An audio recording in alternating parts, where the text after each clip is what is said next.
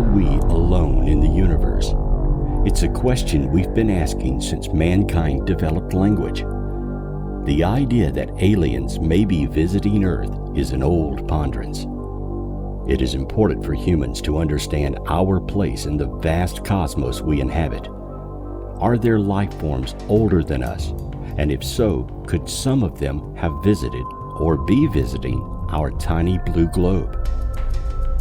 Only recently has evidence come forward that may answer this age-old question. Does physical evidence exist of spacecraft manufactured by a race other than humans? How do we quantify this evidence? Who has it, and can we, the inhabitants of Earth, understand it? Many say not only are we not alone, but we have been visited multiple times and by various different races, and their technology has been scattered around our planet many times when their technology, just like ours, fails.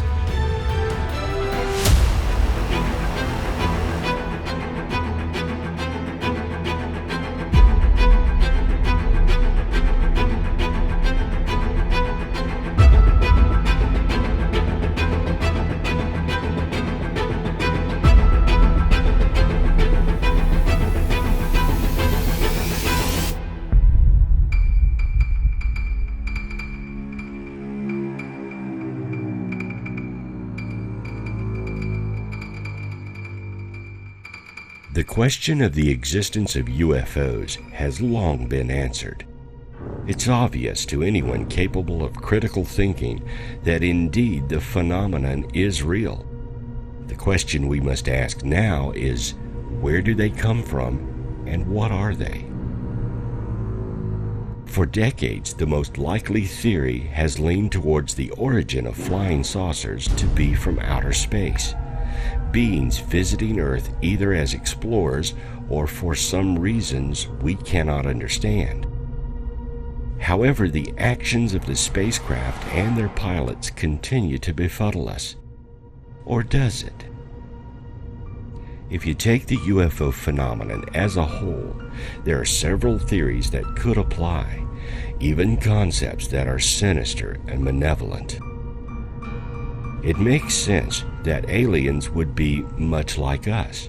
After all, they would need the same emotional motivations to even want to go into space. They would need the desire to explore or conquer. If we look at the UFO phenomenon as a whole, then we must come to the conclusion that the aliens have some long-term agenda. Their agenda could be as simple as observation of a fledgling race, or they may have plans of their own, perhaps an agenda we can't understand.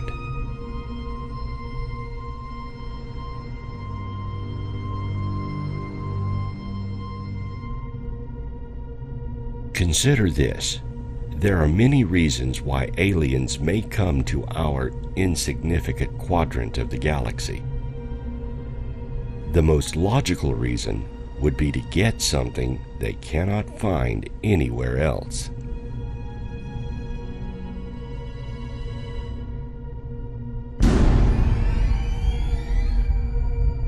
In space, natural resources are abundant.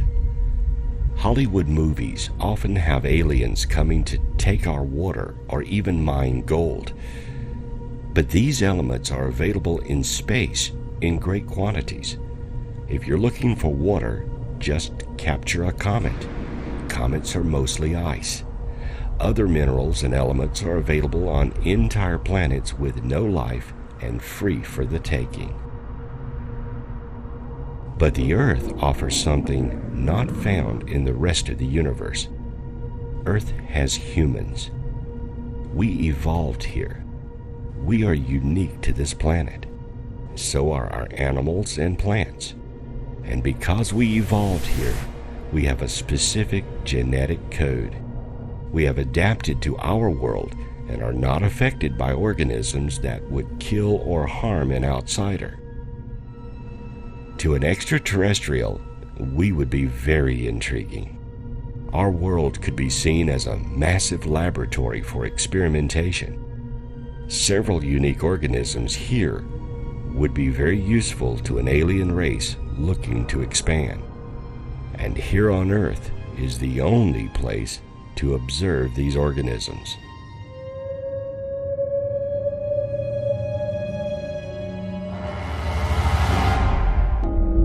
It's even possible that the extraterrestrials could see us as a hindrance to their nefarious plans.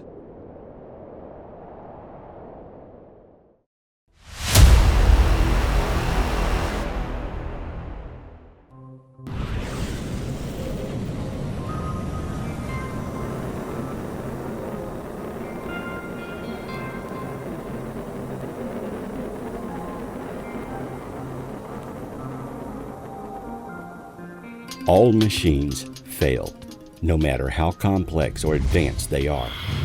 Therefore, it isn't unusual that if aliens are visiting Earth frequently, then they would experience failures of their craft, just as we have airline crashes and train derailments.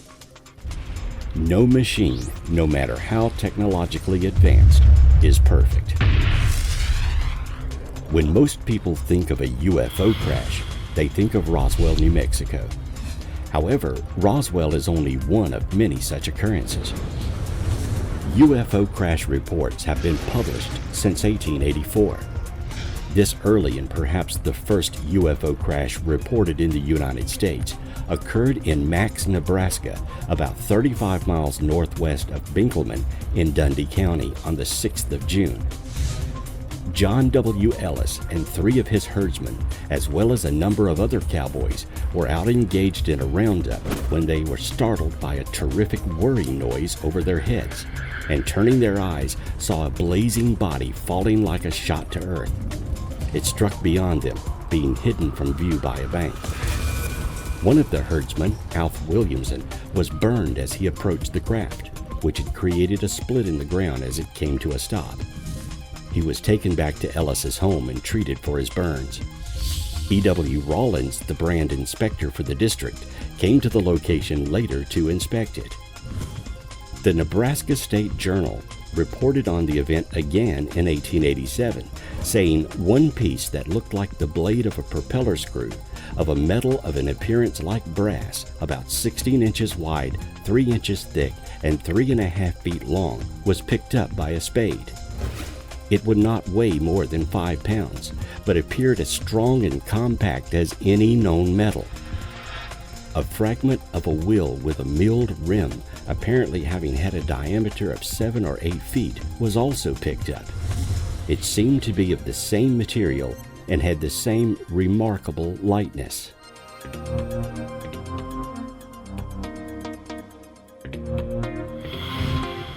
The description of the material in this case is reminiscent of the Roswell debris regarding its lightness and durability. Yet this crash occurred 63 years before the Roswell incident. Some UFO researchers believe that remnants of the metal from this crash could be lost or buried in the Republican River Valley, and that it's possible that in a barn or tool shed there could still be pieces of metal laying around that no one knows where it came from. Perhaps one day someone will discover an unusual fragment from this crash and bring forth physical proof of the existence of alien visitors.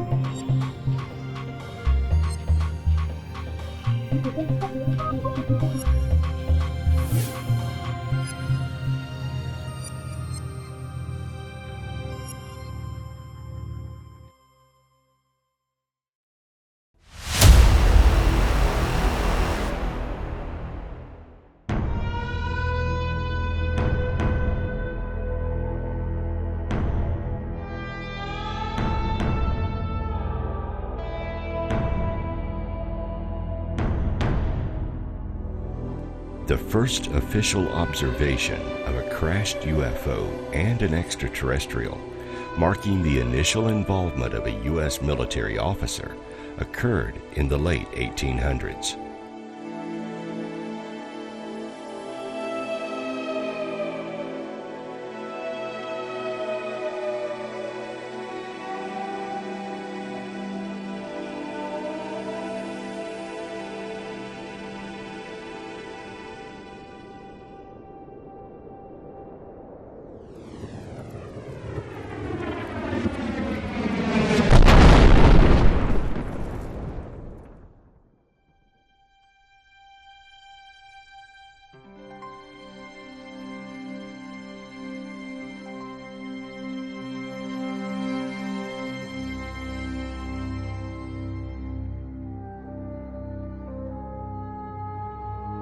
During 1896 and 1897, 7 years before the Wright brothers would take flight, several cigar-shaped airship reports appeared in newspapers across the United States.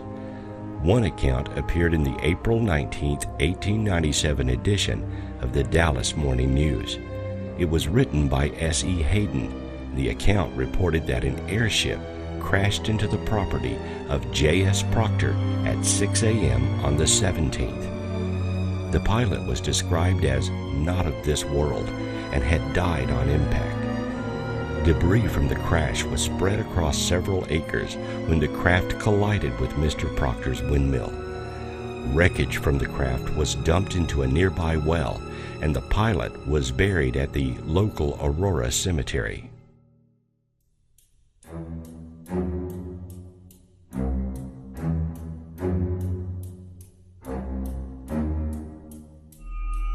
T.J. Weems, a United States Signal Service officer from nearby Fort Worth, viewed the body and referred to the pilot as a Martian. And Mr. Weems, who was also an astronomer, would become the first United States government official to observe an extraterrestrial and report back to the government.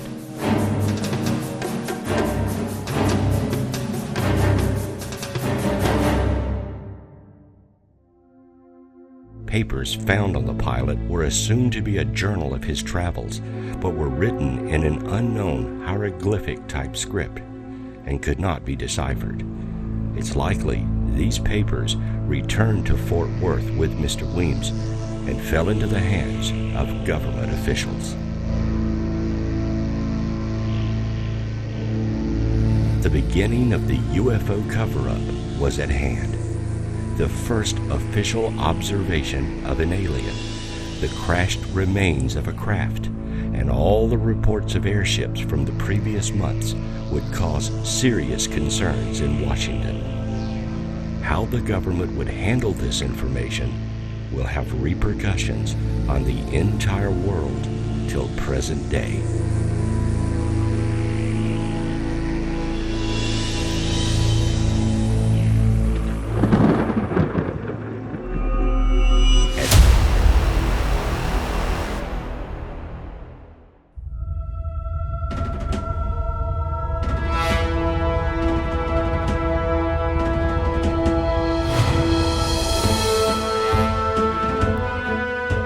One of the most mysterious stories of a crashed UFO with alien bodies preceded the well-known Roswell event by some 6 years.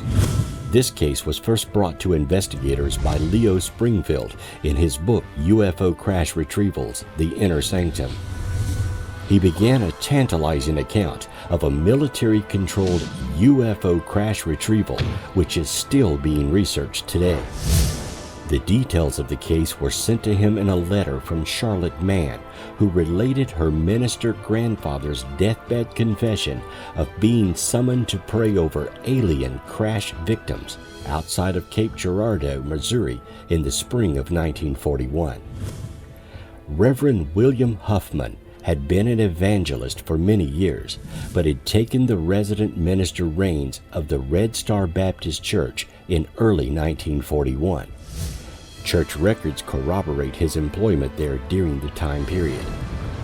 After receiving this call to duty, he was immediately driven the 15-mile journey to some woods outside of town. Upon arriving at the scene of the crash, he saw policemen, fire department personnel, FBI agents and photographers already mulling around the wreckage. He was soon asked to pray over 3 dead alien bodies. As he began to take in the activity around the area, his curiosity was first struck by the sight of the craft itself. Expecting a small plane of some type, he was shocked to see that the craft was disc-shaped, and upon looking inside, he saw hieroglyphic-type symbols indecipherable to him.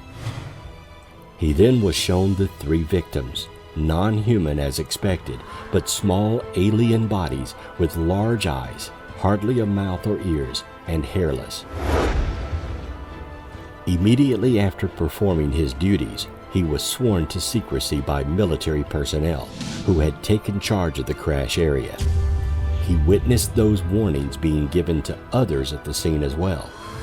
When he arrived back at his home, he was still in a state of mild shock and could not keep his story from his wife Floyd and his sons. This late-night family discussion would spawn the story that Charlotte Mann would hear from her grandmother in 1984 as she lay dying of cancer at Charlotte's home while undergoing radiation therapy.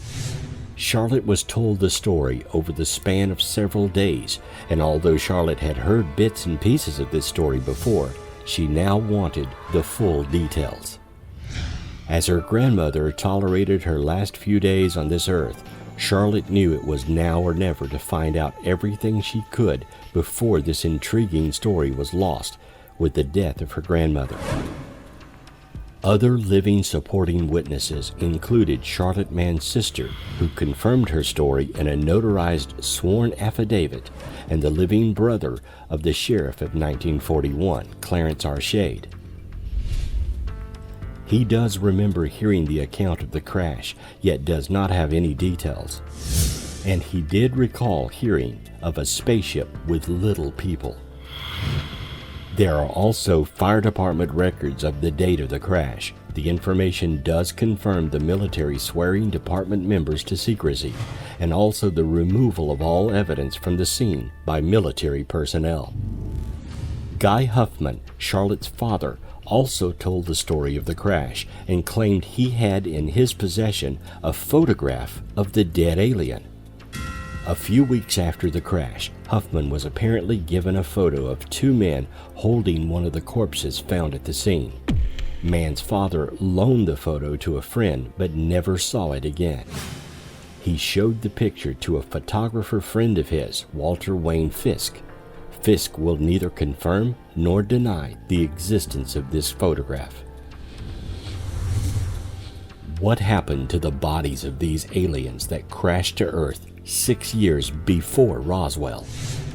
Could the saucer and physical evidence still exist from this crash, and perhaps it's sequestered away in a vault at Wright-Patterson?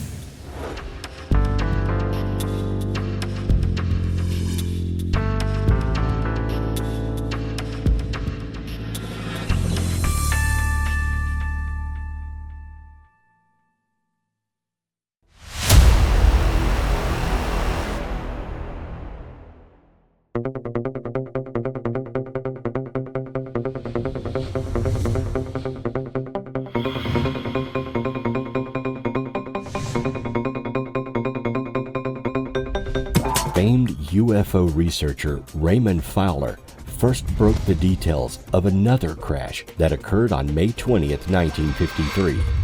Fowler stated that his information came from engineer Fritz Werner, later identified as Arthur G. Stansel.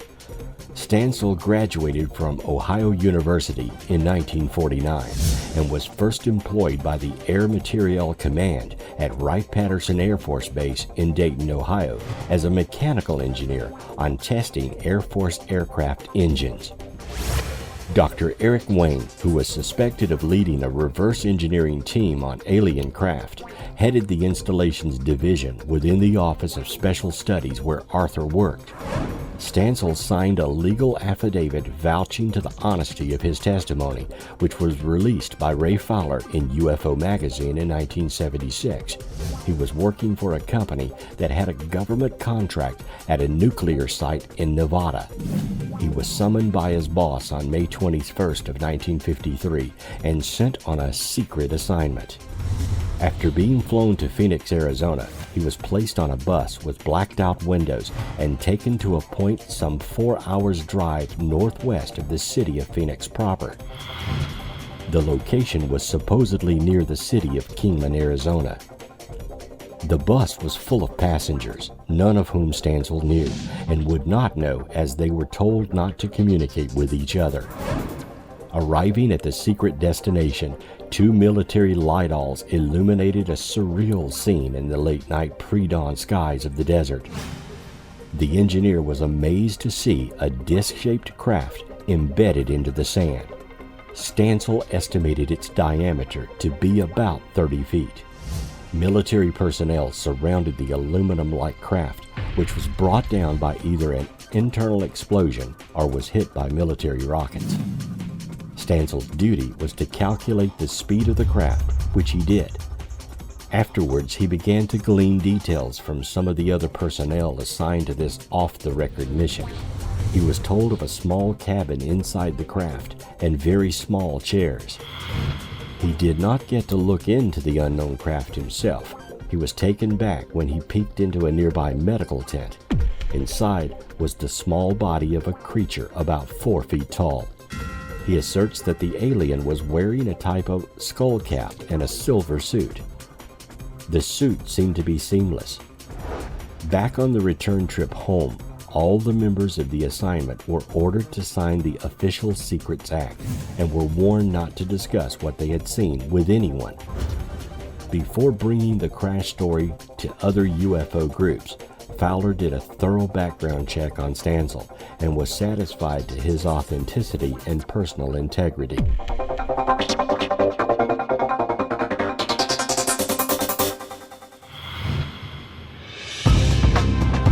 There was additional confirmation to the validity of the Arizona crash. Personnel at Wright-Patterson Air Force Base claimed to have been witness to the delivery from a crash site in Arizona.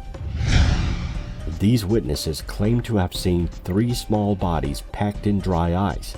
The beings were reported as being about 4 feet tall, with large heads and brownish skin color.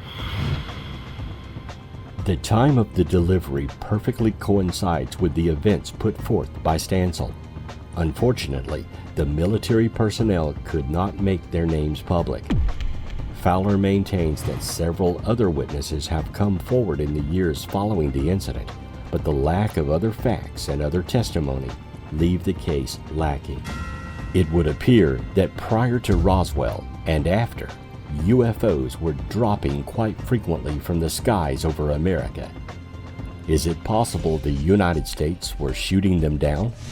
Or could something else have been responsible for the failures that downed these craft early in UFO history?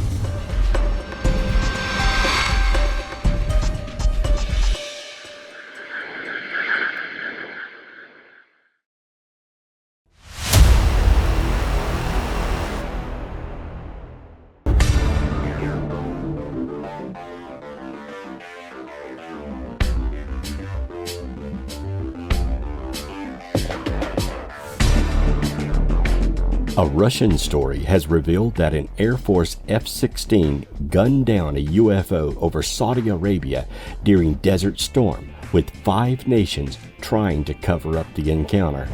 Colonel Gregor Petrikov, a Russian official, has come forward and says he was one of the first experts at the crash site in a barren desert region 250 miles northeast of Riyadh, Saudi Arabia. The Americans won't admit it was a UFO their plane shot down, but the debris was not any known aircraft. The Saudis were so frightened that they asked American, British, and French investigators to come to the crash site immediately.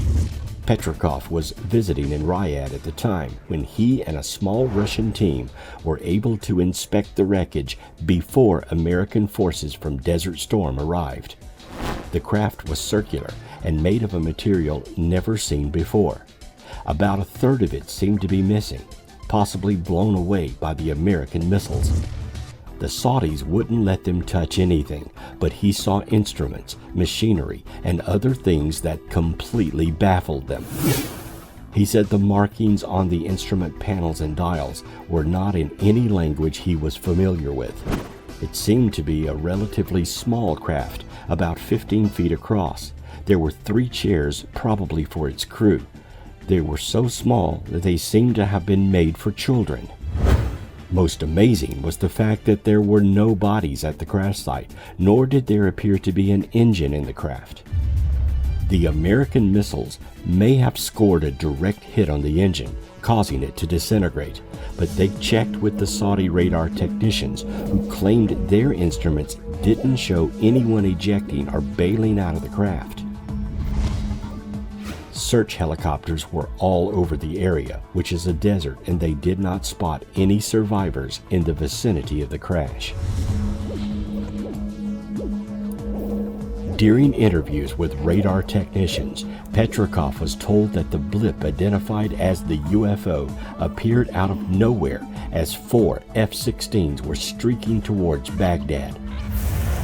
One of the American jets broke from formation and headed for the UFO. The craft started moving southwest away from the jet, and the American pilot gave chase. When the F-16 was within 3 miles, the craft seemed to fire something at the plane but missed.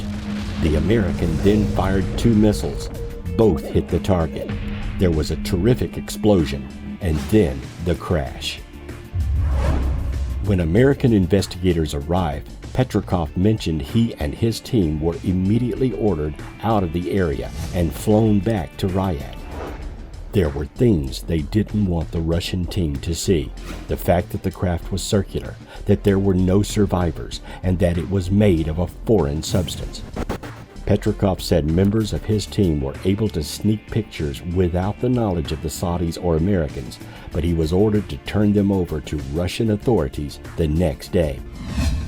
Petrikov said American Army engineers gathered up all debris and carted it away for shipment to the United States.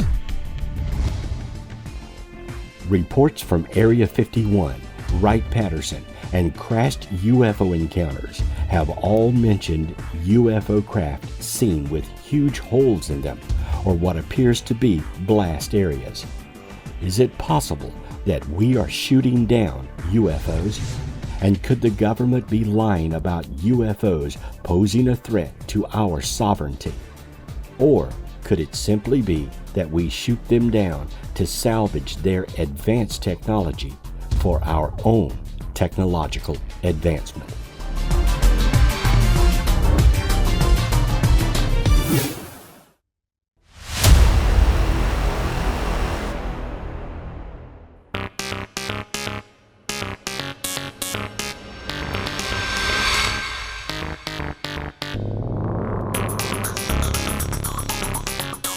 The Kecksburg UFO incident occurred on December 9, 1965 at Kecksburg, Pennsylvania.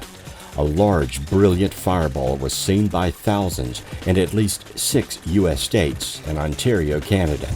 It streaked over the Detroit, Michigan, Windsor, Ontario area, reportedly dropped hot metal debris over Michigan and northern Ohio, started some grass fires, and caused sonic booms in the Pittsburgh metropolitan area. It was generally assumed and reported by the press to be a meteor after authorities discounted other proposed explanations, such as a plane crash, errant missile test, or re-entering satellite debris. However, eyewitnesses in the small village of Kecksburg, about 30 miles southeast of Pittsburgh, claimed something crashed in the woods. A boy said he saw the object land. His mother saw a wisp of blue smoke arising from the woods and alerted authorities. Another reported feeling a vibration and a thump about the time the object reported landing. Others from Kecksburg, including local volunteer fire department members, reported finding an object in the shape of an acorn and about as large as a Volkswagen Beetle. Writing resembling Egyptian hieroglyphics were also said to be in a band around the base of the object. Witnesses further reported that intense military presence, most notably the United States Army, secured the area, ordered civilians out, and then removed an object on a flatbed truck. A reporter and news director for the local radio station WHJB, John Murphy, arrived on the scene of the event before authorities had arrived, in response to several calls to the station from alarmed citizens. He took several photographs and conducted interviews with witnesses. His former wife, Bonnie Missingell, later reported that all but one roll of the film were confiscated by military personnel. WHJB office manager Maple Meza described one of the pictures. It was very dark, and it was with a lot of trees around and everything, and I don't know how far away from the site he was, but I did see a picture of a sort of cone-like thing. It's the only time I ever saw it. In the following weeks, Murphy became enveloped with the incident and wrote a radio documentary called Object in the Woods, featuring his experiences and interviews he had conducted that night. Shortly before the documentary would have aired, he received an unexpected visit at the radio station from two men in black suits identifying themselves as government officials. They requested to speak with him in a back room behind closed doors. The meeting lasted about 30 minutes. A WHJB employee, Linda Focia, recalled the men confiscating some of Murphy's audio tapes from that night, and that no one knows what happened to the remaining photographs. A week after the visit, an agitated Murphy aired a censored version of the documentary, which he claimed in its introduction had to be edited due to some interviewees requesting their statements be removed from the broadcast in fear of getting in trouble with the police and army. The new version contained nothing revealing and did not mention an object at all. Meza, and also Murphy's wife, remembered the aired documentary was entirely different from what Murphy had originally written. After the airing, Murphy became uncharacteristically despondent and completely stopped all investigation on the case, and refused to talk to anyone about it again, and never gave clear reasons why. In February 1969, Murphy was struck and killed by an unidentified car in an apparent hit-and-run while crossing a road. The hit-and-run occurred near Ventura, California, while Murphy was on vacation, and it occurred under mysterious circumstances. How far will the government go to hide UFO crashes? Was Murphy later silenced out of fear he may begin to talk again about the crash? Who were those mysterious men in black suits? And where is the Kecksburg craft today?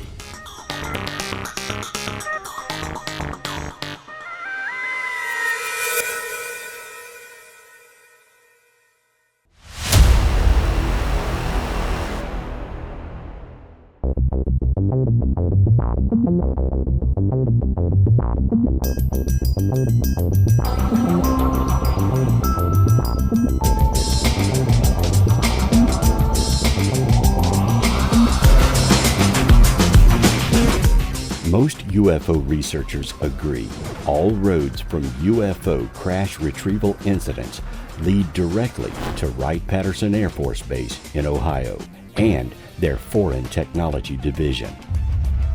Wright-Patterson's Foreign Technology Laboratories are the final destination for any material recovered from other nations which may have some strategic value to our military. Technology is acquired, then back-engineered to determine how it was made and to glean any useful advances that may further our own technology. Not only is Wright-Patterson the logical destination for UFO material, There are many who say they have seen or know of the existence of alien bodies there as well. In 1947, something crashed in Corona near Roswell, New Mexico. Debris from that crash is reported to have been sent to Wright-Patterson, as well as the bodies of the craft's occupants. No one knows if they are still there today, though it is well known that Wright-Patterson does have long-term cold storage facilities where bodies could be preserved. In his book, The Day After Roswell, Colonel Philip J. Corso claims he stewarded extraterrestrial artifacts recovered from the crash near Roswell. Corso was chief of the Pentagon's Foreign Technology Desk in Army Research and Development in 1961, working under Lieutenant General Arthur Trudeau. Corso says a covert government group was assembled under the leadership of the first Director of Central Intelligence, Admiral Roscoe H. Hillenkotter, which was called Majestic 12. Among its tasks was to collect all information on off-planet technology. According to Corso, the reverse engineering of these artifacts indirectly led to the development of accelerated particle beam devices, fiber optics, lasers, integrated circuit chips, and Kevlar material. In the book, Corso claims the Strategic Defense Initiative, or SDI, Star Wars, was meant to achieve the destructive capability of electronics guidance systems and incoming enemy warheads, as well as the disabling of enemy spacecraft, including those of extraterrestrial origin. Several previous employees and military personnel that have been stationed at Wright-Patterson have come forward and claimed there are secret underground facilities there. These facilities are said to have been installed under Hangar 18 and 23 with adjoining tunnels. No one knows how deep or how large the underground system is, but claims persist that intact, even fully functional saucers are housed there. Not only do they have material from crashed UFOs and saucers, rumors persist that the government is also keeping live aliens in special atmospheric chambers within these underground sections. Bodies of dead aliens and chambers with living alien beings secure within the confines of a heavily guarded military air base in the United States? You may say this is the stuff of science fiction, but the government has for decades and continues to keep sinister secrets from the public. Wright-Patterson is just one of many secret locations within the United States that facilities such as this do exist.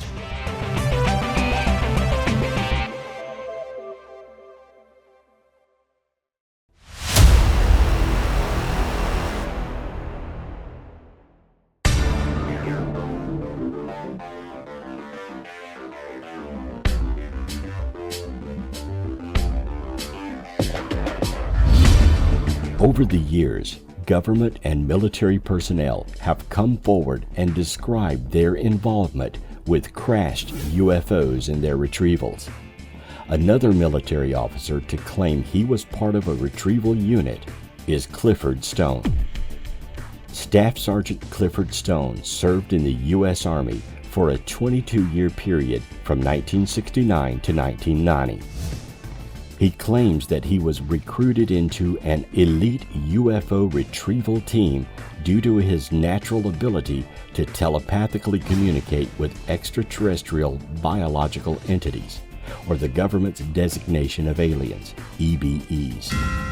He claims that he was picked out during his childhood by the U.S. military and had an Air Force captain regularly visit him on a weekly basis, who encouraged Stone to pursue his interest in UFOs and eventually influenced his decision to join the military. Upon joining the Army, Stone found himself starting a very untypical military career in a highly classified project he subsequently learned was called Project Moondust. Stone says he was initially given training in nuclear, biological, and chemical warfare at Fort McCallum, Alabama, and then given regular Army assignments until called away to perform his UFO crash retrieval duties when required. A mysterious colonel was the individual who supervised Stone while performing his covert duties. Stone claims that when required for UFO retrievals, he was typically called out for temporary duty to serve between 3 days to a week, but in some international cases, these could take longer than a month. His Army service record refers to him only performing clerical duties as a typist and has no reference to his alleged training for or assignments with UFO crash retrieval teams. Some support for Stone's claims of having worked in covert UFO retrieval projects is extensive documentation Stone uncovered to support the existence of classified UFO crash retrieval teams associated with Project Moondust, and of crash retrieval operations in various countries. Stone began in the late 1970s to use Freedom of Information Act requests to uncover information disclosing the existence of Project Moondust that was created to recover debris of UFOs. In addition, Stone's military service was characterized by his determination to disclose UFO information, even though this was highly unusual for someone engaged in full-time military service. His efforts were not viewed favorably and even opposed by his Army supervisors. Stone claims that during his first recovery operation for Project Moondust in 1969, he was assigned to guard a captured EBE. The EBE revealed to Stone during their telepathic communication that it felt fear and intended to escape. In order to ensure the EBE's safety, Stone decided to help the ET escape. Stone cut through a fence and allowed the creature to escape, where it was retrieved by a UFO outside the air base where it was kept. Though he was censored and punished for helping the alien, he was allowed to continue his duties as an interface for ETs. If any of Clifford Stone's claims are true, then there does exist an organization outside of the military and congressional chain of command that frequently works with UFO aliens, and apparently they have a broad reach to keep it secret. Could the government have captured aliens held against their will on military installations around America and abroad? What have we learned from them, and will we ever be told the truth about aliens on Earth?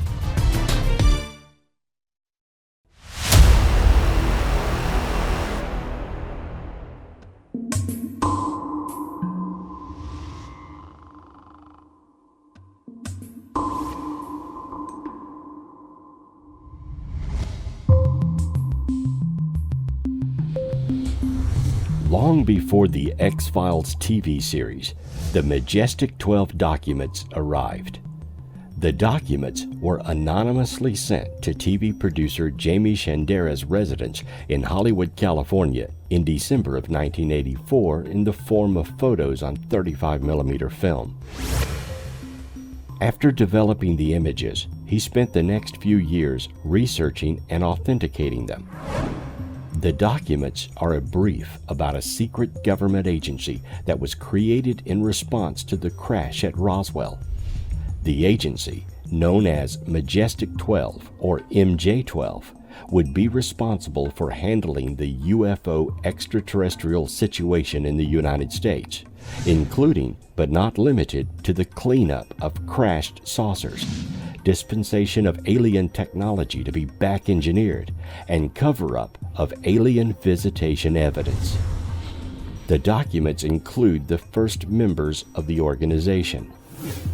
Dated November 18, 1952, they mention the Roswell incident, which happened in 1947. According to these documents, an alien spaceship did indeed crash near Roswell. Its propulsion system was apparently destroyed in the crash, but 4 alien bodies were recovered from the scene. It was concluded that the ship probably originated from outside our solar system and was probably a short-range craft. The document briefly describes another crash at El Indio, Texas in 1950. The MJ-12 documents were said to be briefing papers for President-elect Eisenhower from Briefing Officer Admiral Roscoe H. Hillenkotter, the first director of the CIA from 1947 to 1950. The documents also list the other members of MJ-12, all high-profile figures in the U.S. federal government. The authenticity of the documents has been a hot debate since their public release in 1987 by Shandera, together with partner William Moore, author of The Roswell Incident. Some supporters, such as retired aerospace engineer Robert M. Wood, have spoken publicly in support of these documents, citing forensic evidence. Both the FBI and the Air Force claim that these documents are fakes, citing an Air Force investigation. To make matters more complicated, others, such as an alleged ex-special agent for the U.S. Air Force Office of Special Investigations, Richard Doty, claimed that the MJ-12 documents are part of a large disinformation campaign that lasted decades and were orchestrated by the AFOSI to make UFO researchers believe they were seeing alien technology, when in fact the objects studied and observed were secret USA projects. The jury is still out on the truth surrounding these documents, and other supporting documents have been leaked since these. The MJ-12 documents may or may not be real, but the existence of a military retrieval unit has been documented and reportedly involved in almost every crash to date.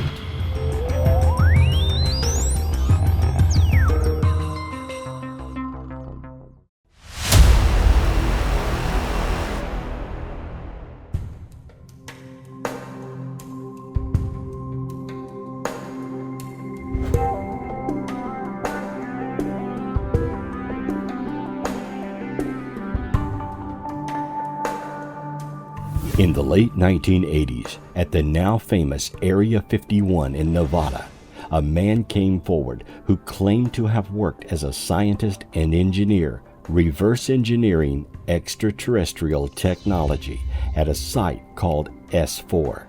His name is Bob Lazar. He claimed to have passed several tests by U.S. military officials and was warned that should he ever reveal anything, his family would be executed. Lazar stated the space probe on which he worked creates its own gravitational pull and can pull the fabric of space and time toward it. Lazar claimed to have worked in 1988 and 1989 as a physicist at S4, allegedly located at Papoose Lake southwest of the top-secret Area 51 facility near Groom Lake, Nevada. According to Lazar, S4 serves as a hidden military location for the study and research of extraterrestrial spacecraft or flying saucers using reverse engineering. Lazar claims he saw 9 different extraterrestrial vehicles there and has provided detailed information on the mode of propulsion and other technical details of a disc-shaped vehicle he called the Sport model. He also claims to have been working on the fuel, an element with an atomic number of 115, which allowed the spacecraft to warp space and essentially pull the desired destination toward the ship. This method of travel allegedly enabled alien travelers to cross vast distances with minimal three-dimensional movement. At the time, No one had any knowledge of Element 115, and Lazar's story was considered a hoax. However, Element 115 was discovered by human scientists in 2003, which gave Lazar's story much more credence. Lazar's educational and professional background cannot be either completely verified or refuted, a situation that Lazar and his supporters attribute to government manipulation of records and other deletions of history, specifically done to discredit him and his claims regarding Area 51, S4, and his other claims regarding alien technology.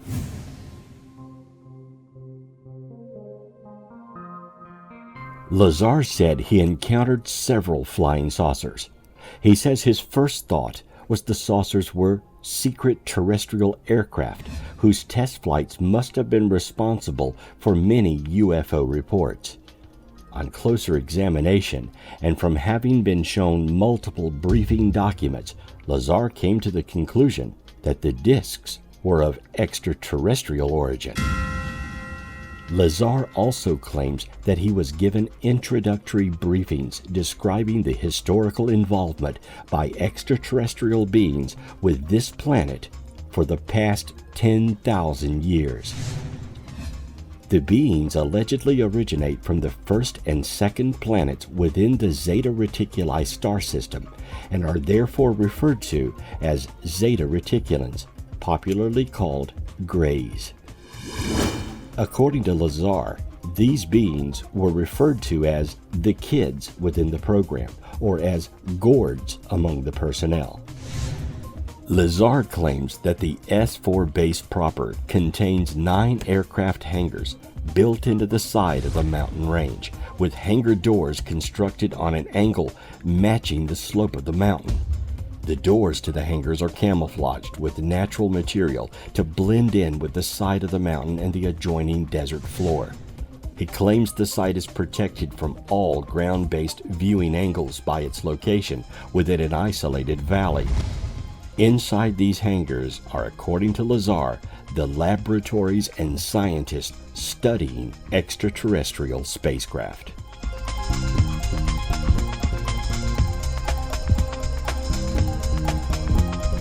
In 2015, Dr. Robert Krengel, a physicist and contractor for Los Alamos, the contractor for S4, came forward and confirmed that Lazar did in fact work at Los Alamos, and he had been in several meetings with him. This was the validation UFO researchers were looking for to confirm Lazar's credentials. Both Lazar and Krengel's projects were compartmentalized. Therefore, neither knew what the other was working on. But the fact they were there proves Lazar did have a top-secret clearance and did indeed work on secret projects. At this point, the naysayers' arguments fall apart. It's highly likely that at this moment, some scientists somewhere are currently working on UFO craft and back engineering their technology for our government's sole use.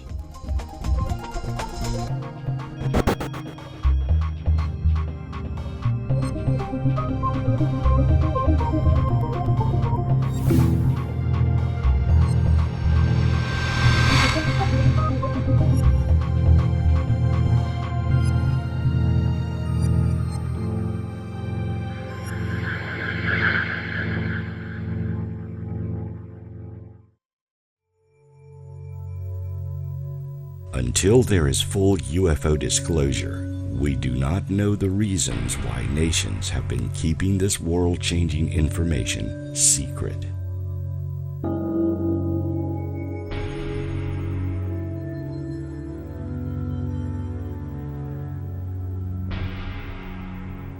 Since the late 1800s and the first alien encounter was officially observed, to modern-day UFO sightings and abductions, all Earth religions and governments have been withholding the truth from the people.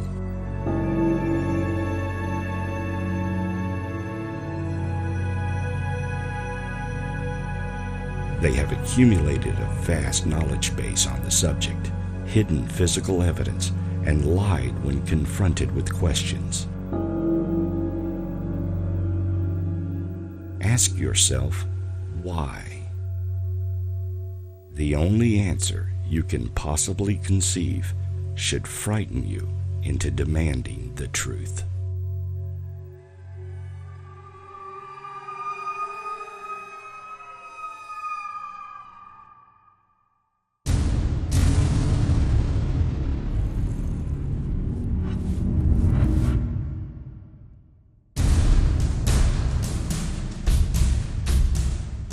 Our world today is wrought with suspicion. Conspiracy theories abound, and each new televised incident brings forth a new litany of alternate ideas.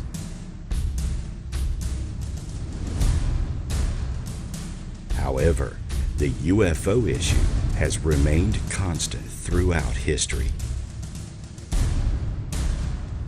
Little by little, the truth of the ET presence on Earth leaks out and has always remained just under the radar of our lives.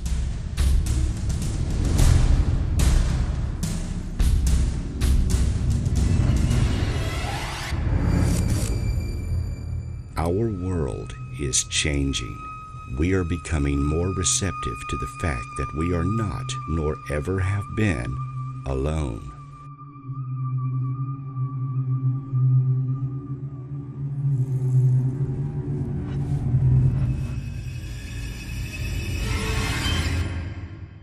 All that is needed now is confirmation of the facts we already know and acceptance of the concept that we are part of a vast and growing universal society.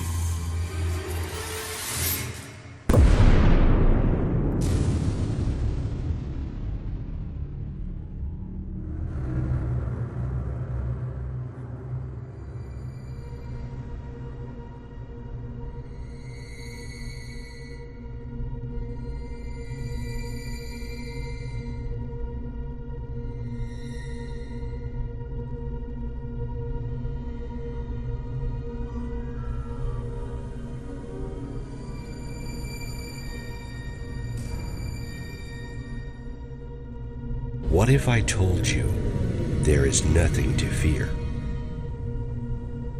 What if I told you that disclosure is happening now? Would you do your part?